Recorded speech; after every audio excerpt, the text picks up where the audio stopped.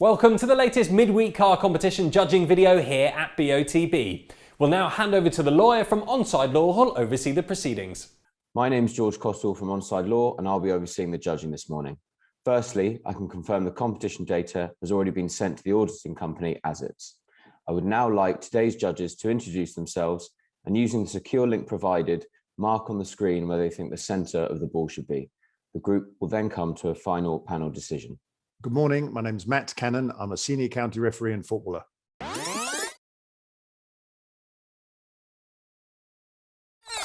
My name's Liam Walsh. I'm a retired referee. I'm currently an FA observer and head coach for the Middlesex Referees Academy.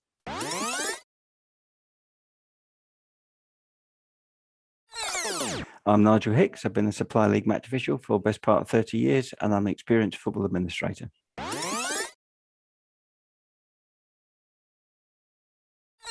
Hi, I'm Jenna SCHILLACI, former professional footballer. I'm now a head coach in a Tottenham football programme.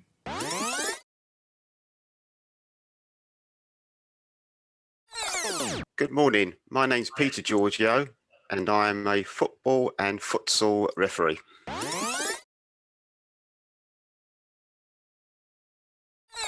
My name is Chloe Morgan and I'm goalkeeper for Crystal Palace Women.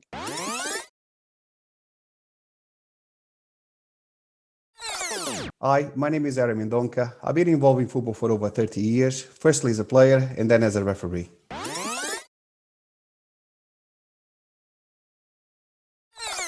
Hi, my name's Renee Hector. I play football for Watford FC Women and I'm a coach for Tottenham Hotspur Foundation.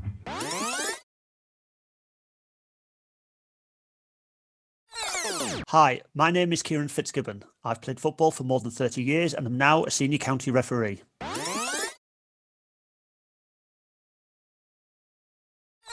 Good morning, my name's Roger Wheeler. I'm a referee and I have been refereeing and lining for more than 30 years.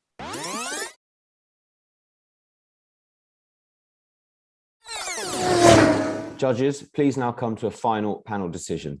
For your reference, the larger white cross is the calculated average of the 10 individual selections. Thank you, George. Good morning, everybody. Good morning. Morning. So we've got quite an interesting shot here. We've 4 players in shot. I'll go through them as we're looking at the picture right to left. The guy in white, he's looking across. I don't think he's looking at the ball. He's looking at the player behind him who seems to be coming into the back of the player in red. The first player in red's got his eyes shut and is looking down. And I think the player behind him in white is just coming in to try and play a header and has sort of knocked him off out the way. He's looking up towards the ball, his arms up, and he's trying to get a header. And lastly, the last player on the left, he's up, his arms are up, he's obviously jumping, and I think he's just ready to pull his arms back again to meet the ball and head it. So whether the player in white in the middle heads the ball first, I think they're going to come together. And we've got one eye from the player in red and 2 eyes from the player in white, who I believe are looking at the ball. And as I said, the other player in white, I think is just looking across to the players. So I shall draw some lines up from this player first. It's a fairly tight line with Rogers just being the lowest of the choices, which brings the spread a bit wider. And then up from this player in white, we're looking up there through Liam's, and again, the furthest width away to Rogers. So Roger, I'll come to you first. You're there in the light pink. There's yours magnified, and I'll put the magnifier over the top of it. Did you see this happening any differently, or if you thought any player had played the ball, etc.? No, Matt, good morning. Good morning. I pretty much as you described it. I felt the player in red on the left, he looked very confident. The ball was sort of coming in towards him, and the player in white was trying to sort of get across to get there first to intercept, and probably gave the other fellow in red a shove as he went past. That was my reading of it. I thought that the ball was reasonably close, dropping in, but as I say, I think the red player looked to me very wide-eyed and confident. Not so much the player in white, who was still still struggling, I felt. Yeah, okay, thank you. Liam, I'll come to you next. You're just there magnified. You're just to the left of my own choice. And there you are with the magnifier. How did you see this? Yes, thanks, mate. Good morning. Looking at the guy in red on the left, and just using his right eye, which is the only eye we can see, looking at the centre of the ball. I just see there's a little bit of white under his eye, giving a little bit of height. But I worked on the assumption that the ball was being zipped in. I didn't think it was like a looping sort of ball. I felt the ball was being zipped in due to his head angle and his eye line. I felt the guys both of them are literally getting up due to their arms, and they're about to sort of like clash as the ball's going to get into them. And again, with the guy in white, I felt, if you look at him as well, that's it, fantastic on his eyes are looking quite steeply for me. That's why I've gone where I've gone. I worked for him. Again, there's a little bit of white under his right eye, just a little bit showing. So, but you don't want the ball too far, sort of like back. And that's about me. Yeah, I totally agree with you, Liam. As you can imagine, Peter, there you're in orange. There's yours highlighted in orange, just to the right of mine, and Liam's a little bit lower. How did you see what was happening? Yeah, as you look at the screen, I believe the ball is not dropping in, as just mentioned. It's coming in from right to left, possibly horizontally coming across, and therefore the player in white in the action shot there, pushing the player in the red in the back, trying to his angle. He's leaning back. He's trying to follow the flight of the ball, and with the player on the left hand side in the red, I thought his eye line was slightly more horizontal than more vertically up. So cross those eye lines, and that's where I put my centre of the ball. Great, thank you. Ari, you're in the light blue there, just magnified, just to the right of the calculated average. How did you see this? I felt that the player in white in the middle, he will try to intercept I think the ball is going in direction in the player in red behind him. He's jumping unchallenged, and he has a clear view. He's already prepared with his arms up, his elbow prepared for any. He's preventing the player in white to get closer enough and to be able to head the ball unchallenged. Player in white in the middle is leaning back, is doing a lateral movement, and he will try to reach the ball from there. He already messed up with the player in red in front of him. When I crossed the reference, I felt that the ball is traveling in that direction, and they will meet the ball in the middle. Yeah, okay, thank you. Jenna, you're next. You're dark blue there. Yours is magnified, and I'll put the magnifier over yours. Have you seen it any differently, or? Not really. I feel the ball's coming in. I think the player in white, I've used the whites on the sides of his eyes to get that kind of angle up. I feel like he's backtracking. He's about to leave the ground to challenge the guy in red who's already got his arms in the air, and just pushing the player off balance in front of him. I'm not sure who's going to win it. I think they're both going to meet the ball and challenge in the air at the same time there. But yeah, for me, I feel the guy with the in red with his arms up, I've just taken his eye line. I thought it was slightly tilted. That's where I've gone for my height there.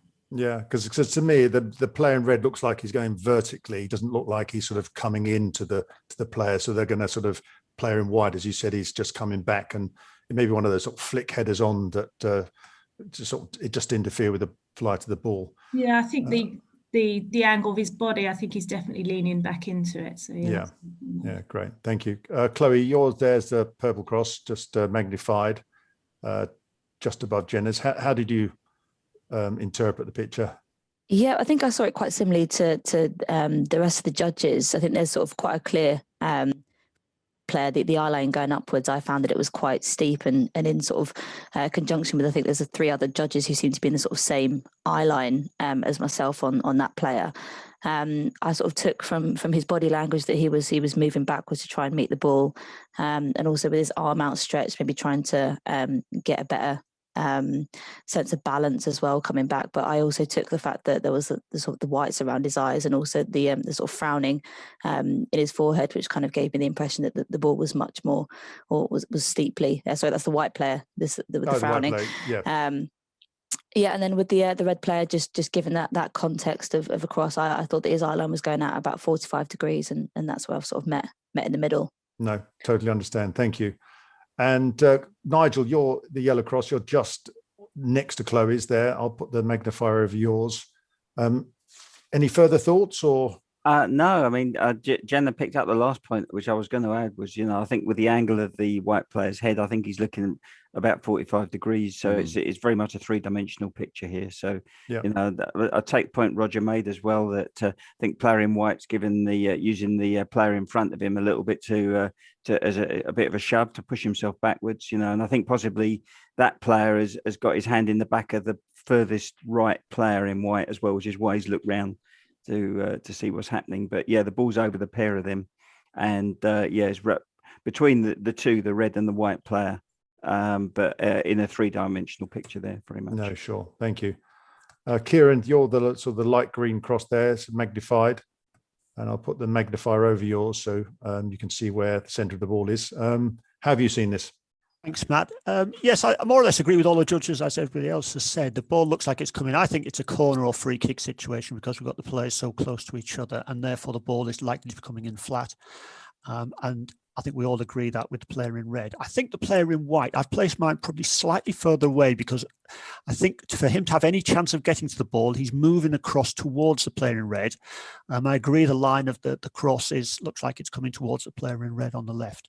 But I think he has put his hand in the back, as Nigel says, of the player in red in front. But I think he still needs to get a little way across to be able to meet the ball. So to have any chance of the ball, I put the cross a little bit further away from him, remembering that it is coming in at pace. Great, thank you. And lastly, Rennie, there you are, pink cross at the top. It was slightly further away than the rest of the judges, but in a sort of a direct line up. How did you see this? Yeah, pretty differently to everybody else, actually. I actually think the ball has already been played.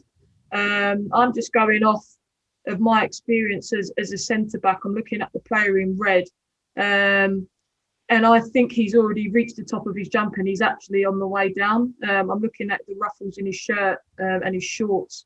And he's clearly in the air. And I think if the ball had not already been played and it was on his way towards him, I don't think he would already be in the air that soon. I think he'd still be trying to make a movement, maybe bending down to then leap up, because I think the ball is a bit too far away from him. And I think he's probably given a shout to the player in red, probably called for the ball. I'm just imagining a midfielder and I'll come through and I'm like, Renee's or whatever, and they duck out of the way. So that's how I've seen it. So that's why I put a little bit of distance on it, because I think he's actually powered through, already headed it, and actually he's on his way down. And now his facial expressions are pretty relaxed because the ball's quite away in front. And I got my direction and height from the player in white also, who I think tried to challenge but was nowhere near. Okay, thank you. Well, interesting. So we've got sort of 9 of us, sorry, who think the ball's to be played, and Rennie's who believes it has been played, which is interesting.